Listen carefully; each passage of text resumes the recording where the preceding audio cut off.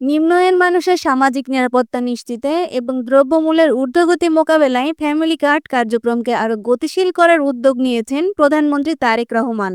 মঙ্গলবার সচিবালয়ে এ সংক্রান্ত এক উচ্চ পর্যায়ের সভায় সভাপতিত্ব করেন তিনি।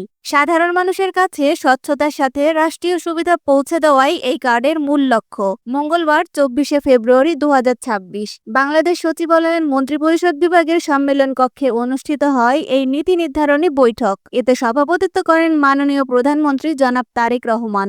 নির্বাচনী ইশতেহারের অন্যতম প্রতিশ্রুতি ছিল প্রতিটি পরিবারের সুরক্ষা নিশ্চিত করা। সেই লক্ষ্যেই ফ্যামিলি কার্ড চালুর বিষয়ে সংশ্লিষ্ট মন্ত্রী ও সচিবদের সঙ্গে বিশদ আলোচনা করেন সরকার প্রধান।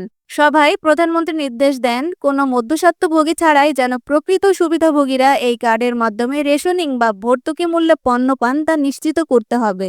এই ফ্যামিলি কার্ড কেবল পণ্য সহায়তা নয়, বরং একটি সমন্বিত ডাটাবেজ হিসেবে কাজ করবে, যার মাধ্যমে রাষ্ট্রের বিভিন্ন সুযোগ সুবিধা সরাসরি পরিবারের হাতে পৌঁছাবে। সভায় স্বচ্ছতা ও জবাবদিহিতা নিশ্চিত করে দ্রুততম সময়ে এই কার্যক্রম মাঠ পর্যায়ের বাস্তবায়নের নির্দেশনা দেন প্রধানমন্ত্রী। জনকল্যাণমুখী রাষ্ট্র গঠনে প্রধানমন্ত্রীর এই উদ্যোগ সাধারণ মানুষের জীবনে কতটা স্বস্তি ফেরাতে পারে, এখন সেটাই দেখার বিষয়।